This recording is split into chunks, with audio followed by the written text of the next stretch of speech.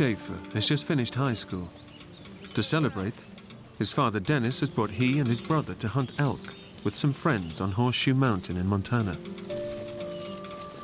My dad and a friend of mine's dad had decided they just wanted to do one last trip, you know, since we were kind of moving out and getting on with our lives.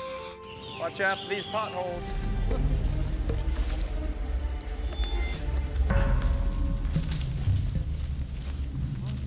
Today is the last day of the trip. The men climb almost to the top of the mountain, from where they'll sweep down in a wide line, hoping to find some elk on the way. They don't have much time. A big storm is heading their way. Okay, guys, why don't we all spread out, see if we can't flush something out. Bram goes to the end of the line. Okay, let's move it. Last chance, Pop. Last chance for what, son? Last chance to bag an it out. elk, you said it. Bram had his own speed, and the way he went, he just went over a ridge, see? So he wasn't in sight of us. Bram takes off alone, ignoring any possible dangers. He was very strong physically and strong-willed. He was fearless. What's gonna hurt me? Bram's orange vest might stop other hunters from shooting at him, but it also makes him more visible to predators. But Bram's a high school football star, bold and brash. I was a pretty cocky kid. I didn't worry too much about anything. You know, I was 18, bulletproof.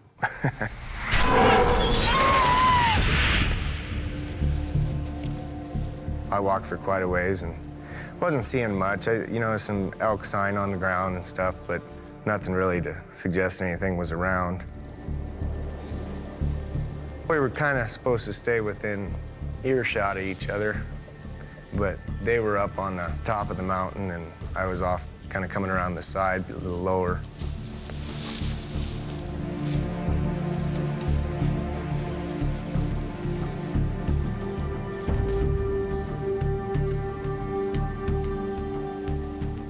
Now a few hundred yards away from his dad and the other hunters, Bram is suddenly aware that the forest is too quiet. I kind of got a weird feeling about then, and there wasn't hardly a noise. You know, there weren't no birds chirping or ground squirrels running around or anything.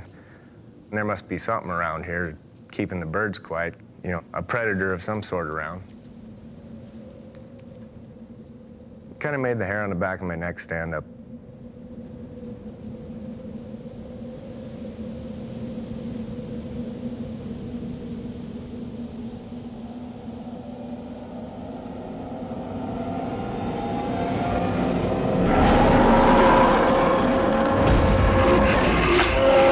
I hollered.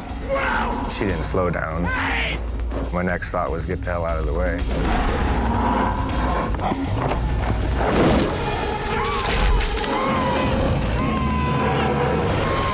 I was just freaking out.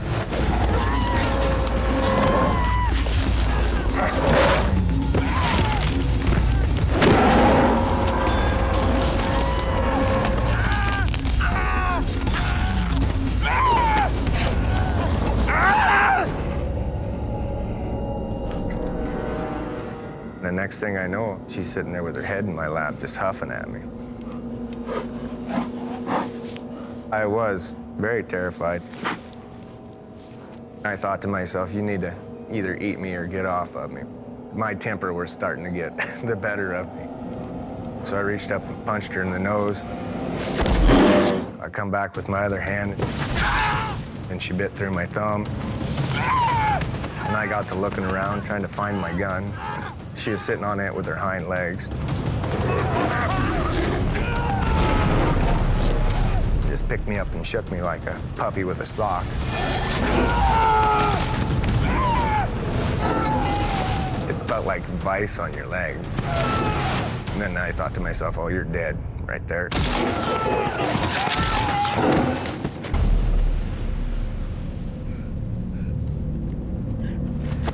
When she got done shaking my leg, she just kind of dropped me.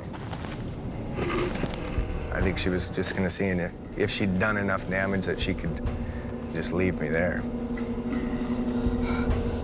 As long as Bram keeps still, the bear thinks he's no longer a threat.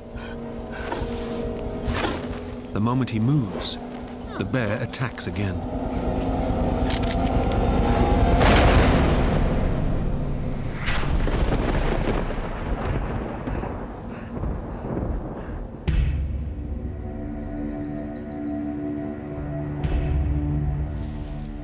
Unaware of Bram's terrible ordeal, two hunters further down the mountain, Bruce Pisecki and his son Bryce, are also looking for elk. So far, without any luck. Come on, son. Our luck will turn.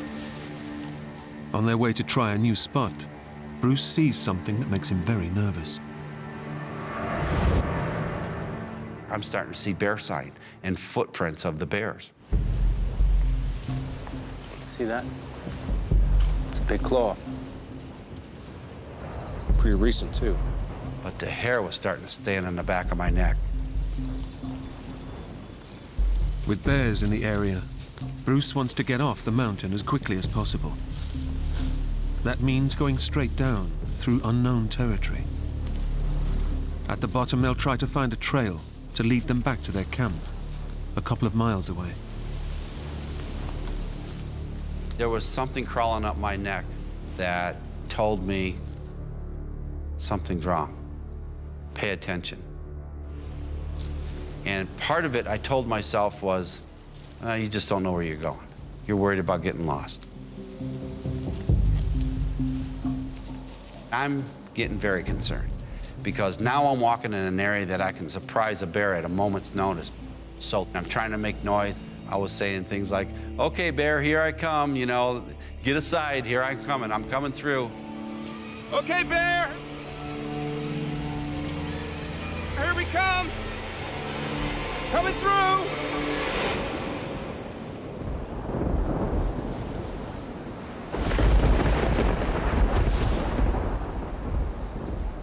Bram has done the nearly impossible.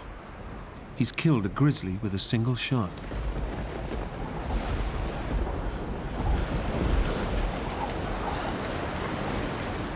I felt just a lot of relief.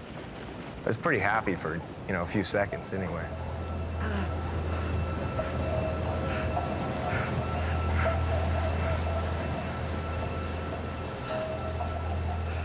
Didn't really know what all the wounds I had. I was just kind of trying to figure out, what damage was being done and what I needed to do to get out of it.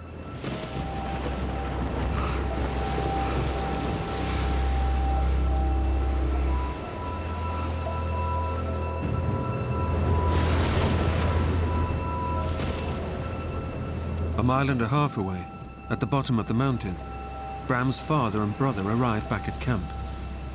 They haven't seen Bram for nearly 2 hours. We got to camp, no Bram. So I asked everybody, where's Bram? Have you seen him? No. Have you heard from him? No. I said, well, something's wrong. I got my other son immediately, and we went back up on the mountain. Let's go look for him!